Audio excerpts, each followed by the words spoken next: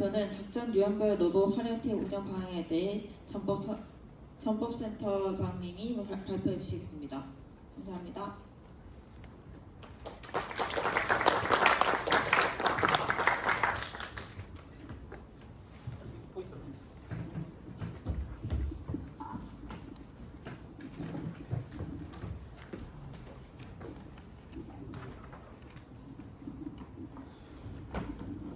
네, 늦은 시간까지 제일 인기 없는 시간인데 많은 분들이 남아게 해주셔서 감사합니다. 돈 내고 오신 분들 특히 돈 아깝지 않도록 최선을 다해서 말씀드리겠습니다. 저는 서부대 전법센터장이고 오른쪽 끝에 있는 강아지는 저희 집 강아지 사진을 가지고 저희 학회를 만들어달라는데 저 빼고 다 싫어하더라고요. 힘이 없다고. 네. 귀염 붙잡으로 상대방 심리전에 효과적이지 않을까 하는 생각이 드는데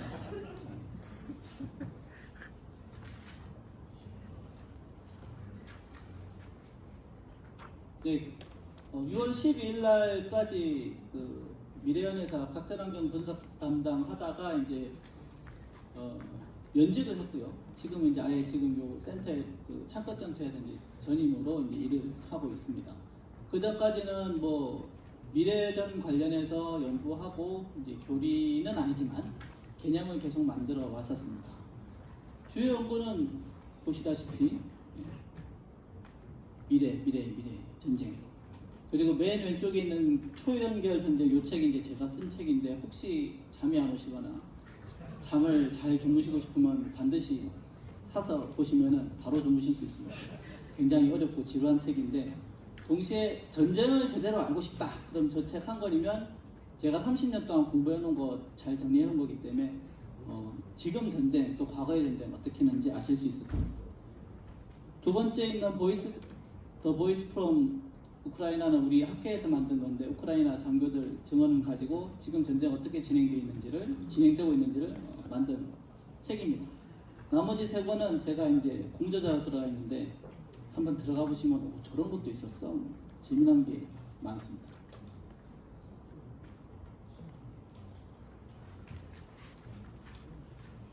순서는 5대 전투 체계부터 결론까지 가겠습니다. 일단 전투 하면은 원리를 알아야 되지 않겠습니까? 30년 동안 공부하면서 원리를 딱 전투할 때, 전쟁이 아니고 전투할 때 원리 찾아낸 게 요겁니다. 요것만 잘 알면은 전술은 자연스럽게 뽑혀 나옵니다. 선결, 선타, 그리고 가운데 방어 지원 체계가 있는데 먼저 보고 먼저 결심하고 먼저 때리면 당연히 이기지 않습니까? 너무나 당연한 건데 그 당연한 게 쉽지가 않습니다. 그리고 선결, 선타 한 번 하고 끝나는 게 아니고 이게 연속적으로 계속 반복이 돼야 됩니다. 그걸 위해서는 내가 적의 공격으로부터 방어받아야 되고 계속 때리고 보고 결심할 수 있게 지속 지원이 계속돼야 됩니다. 이 5개가 유기적으로 계속 돌아가고 적보다 위에 있으면 절대 안 칩니다. 절대. 지휘관이 이상한 놈이 아닌 이상. 예. 내가 다 위에 있는데 야 좀만 더 기다려봐. 적이 너를 찌를 때까지만 기다렸다 그 다음에 때려. 뭐 이런 이상한 짓이 내리지 않는 이상 절대 안 됩니다. 그래서 오른쪽에 있는 그림을 보시면은 좀비 게임인데 한 명이 수백의 좀비를 상대로 이기고 있습니다. 어떻게? 먼저 보잖아요. 먼저 결심을 해. 어떤 놈을 죽일까? 당연히 가까이 있는 놈 먼저 죽이겠죠. 먼저 때려. 사거리가 기니까 먼저 때려지는 거죠. 그리고 보호 장비를 잘 갖추고 있으니까 두세 방 물려도 끄떡도 안 합니다. 그리고 무한대의 총알이 있으니까 수천 수만의 좀비를 상대로 절대 지지 않는 겁니다. 그래서 무기 체계를 우리가 처음에 만들어줄 때는 요 개념에 입각해서 요 좀비 게임에 하는 주인공처럼 만들어줘야 됩니다. 물론 비용 때문에 기술 때문에 안 될 수 있지만 목표는 저거를 해야 됩니다. 그런데 이 5대 전투 체계 중에 하나라도 적과 비교해서 모자란 게 있다면 그때 그거는 전술로 그 다음에 나의 지혜로 극복해야 되는 겁니다. 그래서 최대한 5개가 적보다 위에 있도록 만들면 안 집니다. 이게 전술의 원리입니다. 30년 동안 공부해서 나온 겁니다. 공짜로는 아니지만 이게 20만원짜리입니다. 자, 여기서 이제 설명할 유문 복합 전투 체계 정의 뭐 엄청 복잡하지 않습니까? 말이 저는 이렇게 정리를 했습니다. 로봇은 사람이 할 일을 대신해주는 기계를 로봇이라고 합니다. 그 중에서 소프트웨어가 좀 더 광범위하더라고요. 우리 컴퓨터 프로그램도 로봇입니다. 그 UAV 드론 지상 로봇 안에 소프트웨어 안 들어간 게 하나도 없죠.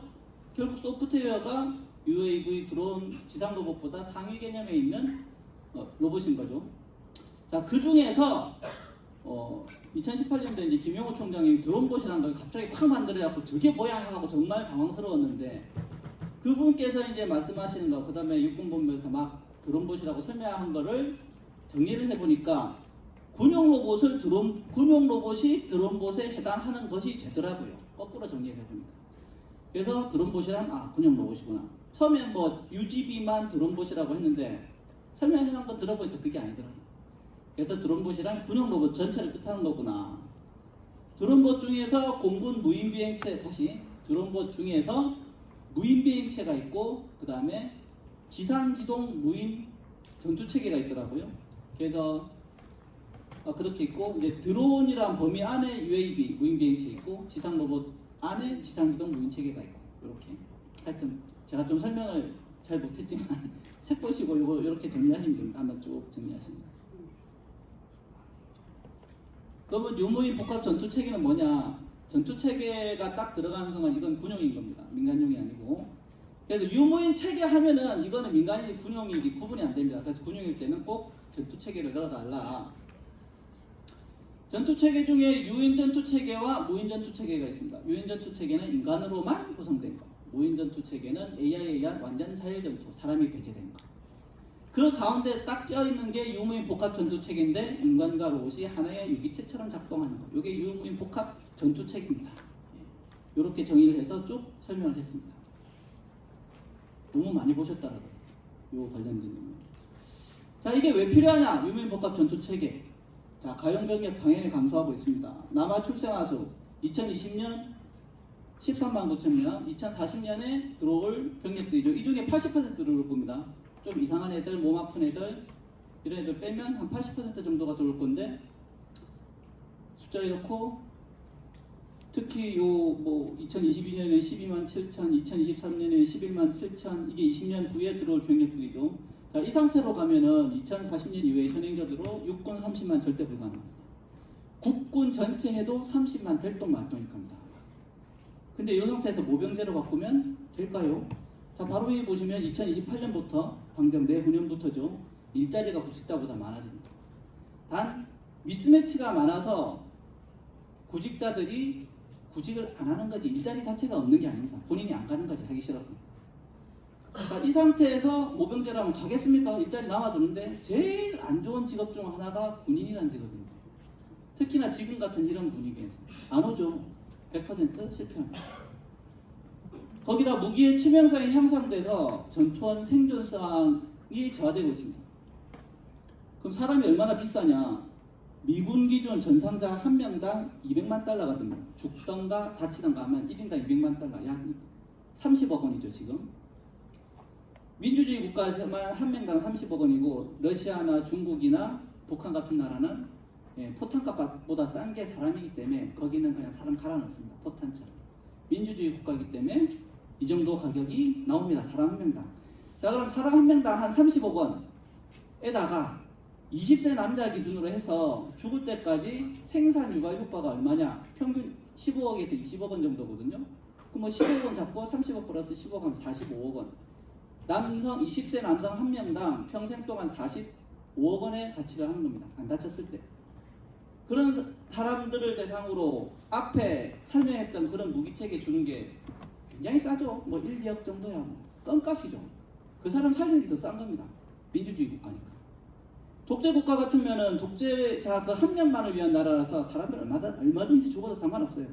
자기들만 오늘만 사는 놈들이기 때문에. 근데 우리는 아니죠. 국민 전체가 다 같이 살아야 되죠. 그럼 그 한 명의 사람을 살리기 위해서 1, 2억, 10억 투자하는 거 아까우면 안 됩니다. 국가 존재 목적 자체가 국민을 지키는 겁니다.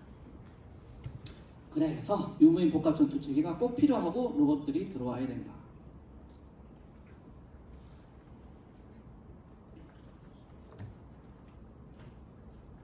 잘렸는데 5대 전투 체계 관점에서 필요한 능력 선견은 이제 정찰 드론 및 로봇 EOIR 센서 부착. 요 책 보시면 됩니다. 책에다가 이제 정리를 해놨으니까 한번 쭉 읽어보시고 연구하실 때 참고하시면 되겠습니다. 이제 어떻게 싸울 거냐? 이제 소부대 전술 나옵니다. 접촉 전진부터 그 장애물 돌파해서 적의 반돌격이 왔을 때 급현 방어하는 것까지 순서대로 쭉 가보도록 하겠습니다.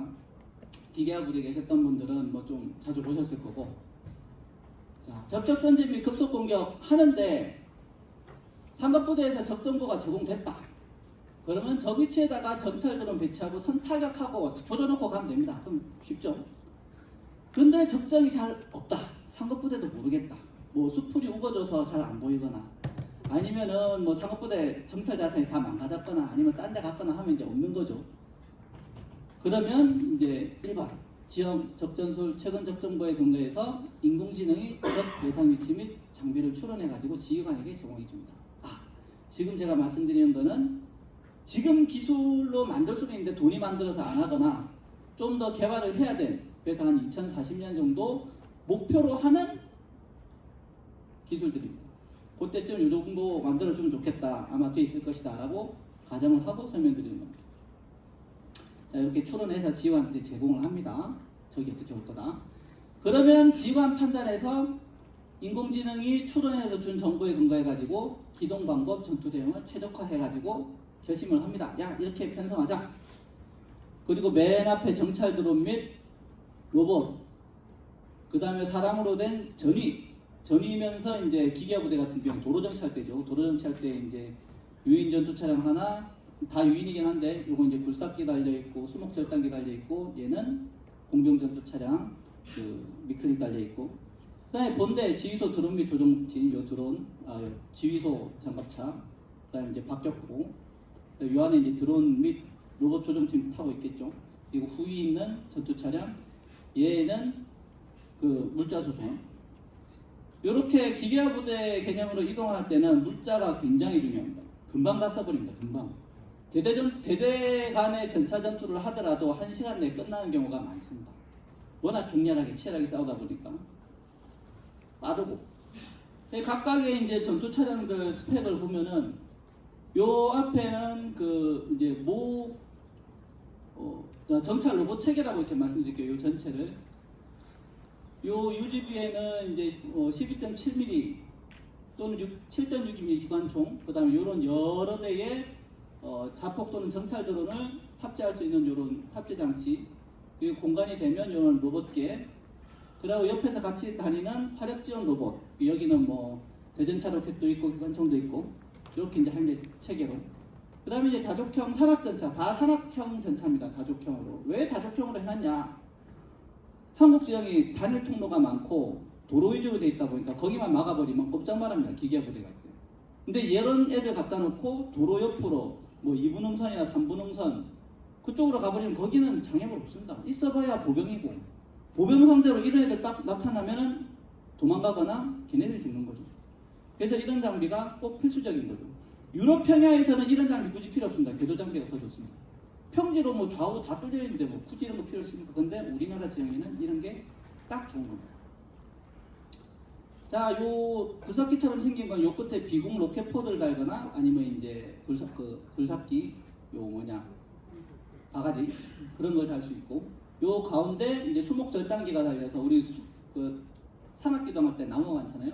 요거 필요하면 딱딱딱 자르면서 얘네들 지나다닐 만한 폭을 만들어 줄 수 있습니다. 그러면서 지나가는 거죠. 그리고 여기다 이제 자폭도 10여 대, RCWS로 돼 있지만 대드론 방어 능력이 있는, 그리고 차량마다 다 분대급 대드론 체계가 달려 있습니다. 분대급 대드론 체계 능력은 탐지 1km, 그 다음에 자동 재미 500m 정도. 왜 1km 500m냐? 1km는 보병이 그 단독 분장하고 전력 질수했을 때 한 20초 정도 걸리는 시간입니다. 20초 정도면 다시 1km면 FPV 자폭 드론 시속 180km짜리가 20초면 날아오는 거리입니다. 그 20초 동안 보병은 100m를 전력 질주해갖고 어딘가 숨을 수 있게 되는 거죠. 그 다음에 500m는 10초 걸립니다. 10초 사이에 자동 제명을 해주거나 아니면 그 10초 사이에 그 전투원은 숨거나 못 숨으면 대공사격할 수 있도록 이제 마음의 준비를 할 수 있는 거죠. 그래서 그렇게 이제 시간 확보하기 위한 거리가 1km하고 500m입니다. 그런 게 다 달려있다. 그 다음에 오른쪽에 보면 이제 산악형 전차, 전투형, 여기 뭐 RCWS하고 대전차 미사일 한 6발 하고, 얘는 이제 다리를 거미처럼 오므렸다 폈다 해가지고 지형 기복을 이용해서 숨을 수 있는 겁니다. 앞에 바위 같은 거 있으면 굳이 두꺼운 장갑이 필요 없죠. 이 차체 자체가 무거우면은 요 관절이 못 견딥니다. 그래서 최대한 가볍게 해줘야 되고, 가볍게 해주는데 생존성을 높이기 위해서 지형을 이용해서 숨자. 지형에서 숨으려면 이렇게 펴졌다 오므렸다 하는 관절이 필요하다. 이게 다족형 전차 이런 게 필요한 겁니다. 여기 이제 왼쪽 밑에는 이제 지휘 차량이고, 정찰 드론하고 이제 자폭 드론 수대가 이제 탑재가 됩니다. 요건 이제 통로 개천형이고, RCWS하고 자폭 드론 수대하고 미클립 4발 정도, 뭐 안 되면 2발만 실어도 됩니다. 그 다음에 얘는 이제 81mm 박격포 로봇, 81mm 박격포탈 싣고 한 60발 정도 싣고 다니면은 뭐 좀 여유있게 화력 지원 해줄 수 있을 것 같습니다. 맨 우측에는 쫓아다니면서 물건 지원해주는 그 수송, 물자 수송 로봇입니다. 요게 한 뭐 소대나 중대급 되겠죠, 이게. 자, 이제 어떻게 전투할 거냐, 그래서. 자, 쭉 가다가, 앞에서 이제 접촉 전진하고 갔죠. 가다가, 이제, 상급 부대로부터 첩보를 받거나, 아니면, 지휘 전차에서 쏘아 올린 드론이 적 장애물 지대를 발견하거나 해서 이제 먼저 봐야 됩니다. 먼저 보게 되면 일단 사이버 전자전 공격으로 적 드론하고 UDB하고 네트워크를 무력화시켜야 됩니다. 오전에 설명 들으셨듯이 전자전으로 요거를 다 끊어놔야 얘들이 다 흩어져 가지고 각계격파할 수 있는 여건이 됩니다. 나는 뭉치고 적은 분산시키고. 기본이죠. 이게 다 따로 놀게 만듭니다. 그러면 이제 사이버 전자전 하면 떠있던 드론들은 떨어질 수도 있고, 아니면 뭐 제자리에서 이제 있거나 어떤 거는 복귀할 거고 약해집니다. 그 다음에 이제 제압을 합니다. 자, 전자전 상황에서 적이 이제 사이버 전자기업을 운영하기 어렵게 됐죠. 그럼 우리는 쓸 수 있는 상태. 그럼 우리는 드론 띄워가지고 적 위치를 다 파악을 합니다. 숑숑숑숑 다 파악을 하고, 이거를 표적화하고 선제 타격할 수 있도록 우리 전차들한테 표적 분배를 합니다. 너는 뭐 때려? 너는 B 때려? 너는 C 때려? 너는 뭘로? E를 때려. 다다다다 분배를 해줍니다. 자동으로. 그러고 나면 이제 공격을 하는 거죠. 박격포도 때리고, 그 다음에 자폭드론도 날아가서 적식별된 거 때리고, 그 다음에 저기 이제 요런 네모난 박스가 이제 화력적 반땅크 직탱전 같은 거, 요 장애물 지대하고 화력구역하고 같이 입어하는 반땅크 직탱점을 만들어 놓는데, 거기에 화력 유도하기 위한 관측병이나 아니면 로봇이 있을 겁니다. 로봇을 제압하고 해서 먼저 다 걸레를 만들고 있습니다. 다 잡아놓고 이제 여유있게 가고 싶은데, 저기 또 자폭 드론이 또 적도 날라오겠죠.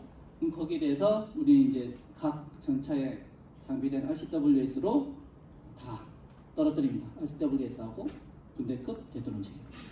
근데 이제 장비 자체에 분대급 대드론 체계가 있기는 하지만, 요 부대 상급 부대에서 요 작전 범위 전체를 커버해 줄 수 있는 대드론 체계가 또 있어야 됩니다.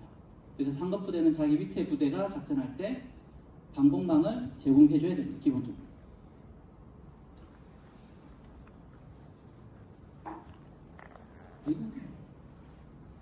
자, 다 두들겨 잡고 나면 이제 안전하게 장애물을 개척을 합니다. 근데 장애물을 개척을 하더라도 혹시나 잔적이 있고 또 멀리서 내가 못 본 놈들이 날아올 수 있기 때문에, 이 통로는 요 화력지원 드론 가고 이제 견제하고, 야, 나 여기 있어 하고 막 견제를 하고 유인을 합니다. 저건 실제로는 2부나 3부 능선상에 요 다족형 전차들이 지나갈 수 있는 지대다가 구멍을 뚫고 슝 들어갑니다. 아까 말씀드렸듯이 2, 3부 능선에는 별로 없습니다. 대전차 장애물도 없고 대전차 지대도 없고, 근데 얘들은 지나갈 수 있고 적 입장에서 환장하고 우리는 아주 즐거운 상황이죠.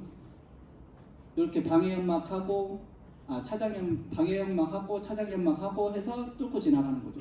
그럼 이 사방천지가 연기 범벅이 돼가지고 맨눈으로는 안 보일 겁니다. 그럼 이때는 뭐 라이다를 쓰든 아니면 이제 공중에서 보는 드론이 야 너 위치 여기니까 왼쪽으로 가 오른쪽으로 가 이렇게 지시를 해주던 다양한 전술을 쓸 수 있게 될 겁니다. 그때 이제 전방에는 또 아군 드론이 한 대 더 나가가지고 오른쪽 저 끝에 적 상황도 확보하고 가면 확인해주고 아군에게 날라오는 적 자폭 드론들은 각 전차가 갖고 있는 RCWS 가지고 제압을 하고 이런 식으로 전투를 하게 됩니다. 자, 다 뚫고 이제 쑥 지나갑니다. 이제 정지함 없이 계속 공격합니다. 기계화 부대는. 그럼 맨 앞에 아까처럼 그 로봇들이 이제 전위로 가면서 공격을 하고 공중에서는 드론이 공중정찰하면서 선견할 수 있도록 해줍니다. 근데 요 경보에 적이 남아있거나 또는 내가 지나가고 나서 적이 경보를 차지해버리면 우리 후방이 딱 차단돼 버리죠. 그걸 막기 위해서 로봇계를 배치를 합니다. 근데 로봇계 얘 보고 걸어 올라가라면 한참 걸리죠. 느리잖아요. 그래서 드론에다 매달아 가지고 로봇계 공수작전을 해서 공중에다 딱 박아놓고 매복을 시킵니다. 요 로봇계가 공격할 때 느릿하졌는데 이게 방어 전투할 때 시뮬레이션을 해보니까 7.62mm 기관총 600발을 달고 방어 전투를 하잖아요. 압도적입니다. 제 한 대가 현재 기준 적 보병 소대를 방어할 수 있습니다. 저 한 대 갖고. 왜? 600발이나 갖고 있다 보니까. 근데 600발을 얘가 막 갈기냐? 조준장치가 있으니까 한 발 한 발을 조준사격할 수 있거든요. 그러니까 환장하는 거죠. 적 입장에서. 600발을 저격수처럼 쓰는 거죠. 얘가. 그래서 압도적으로 방어 전투를 할 수 있더라. 시뮬레이션 해보니까. 그리고 얘 맨 후속하는 이제 수송 로봇은 이 중간중간에 이제 전투하다가 부서진 애들 쫓아다니면서 물자 보급해주고 승무원들은 현장에서 정비하고 계속 공격해 갑니다. 자, 이렇게 공격을 해 갔는데 교리대로 적은 반도격을 해올 겁니다. 반도격 해오는 거를 아군 1, 2제대 상급제대에서 먼저 보고 정보를 주거나 아니면은 그 초연결되어 있는 네트워크가 있기 때문에 거기 정보 웹이라 표현할게요. 정보 웹에서 보니까 적 반돌격 오는 게 식별이 돼. 그래서 우리 지휘관이 봤어. 그리고 그 위치에다가 우리 드론을 보내서 다시 확인을 해. 반돌격 확실히 오네. 좋아. 이제 적 반돌격이 오니까 대비를 하자. 어떻게? 자, 먼저 받고 이제 결심을 한 거죠. 초연결 네트워크로 연결된 정보를 통해서 실시간 적을 표적화하고 표적 분배합니다. 1호차 A, 2호차 B, 3호차 C 표적. 뭘로 쏴라. 이거 인공지능이 해줄 겁니다. 그리고 지휘관용 AI는 적의 예상 접근로, 전술, 규모, 편제 등을 고려해가지고 해보니까 이제 반돌격이 오면 이렇게 빨간 화살표처럼 올 것 같더라. 그래, 이 적 접근로가 나왔으니까 요것과 요 적 접근로 주변의 지형을 고려해서 최적의 방어 편성과 진지 위치를 인공지능이 탁탁탁 계산해서 각 단차에 뿌려줍니다. 각 단차는 그 지정된 위치로 가고 요 앞에서 천병 임무 수행 중이던 요 드론 로봇팀은 즉각 전투전초로 방어할 때 전투전초로 임무가 전환돼서 작전을 합니다. 이때 요 앞에 드론 로봇팀을 주로 통제하는 요 모선 얘는 이 드론하고 로봇의 통제가 용이한 곳을 찾아 들어가서 앞에 있는 드론 로봇팀을 지원하고 또 뒤에 있는 지휘소를 연결하고 중계해주고 이런 기능을 할 수 있을 겁니다. 그래서 적이 오면 한 개 빠졌는데 여기서 또 이제 로봇계 느립니다. 뒤에서 걸어가라 그러면 전투 끝납니다. 그래서 얘도 공중 수송해가지고 적이 올 곳에 제일 앞에다가 매복시켜 놓은 겁니다. 매복을 시켜놓고 적이 오면 HPM으로 선빵 때립니다. HPM 아까 나왔죠. 왜 HPM 맨 앞에 두냐? 뒤에서 쏴버리면 아군 것도 같이 떨어집니다. 그래서 앞에다 놓고 먼저 선빵 때리고 얘는 너는 거기서 싸우다 죽어라. 여기서 이제 열심히 전투를 할 겁니다. 적은 얘 때문에 환장하겠죠. 이 로봇기 때문에. 뚫고 들어오더라도 뒤에 또 매복해 있는 화력지원 로봇 얘하고서 또 싸우고 또 얘 건너뛰고 또 내려오면 또 다른 로봇하고 싸우고 이렇게 우리 살상지대에 있는 본대하고 접촉할 때까지 로봇, 그 다음 자폭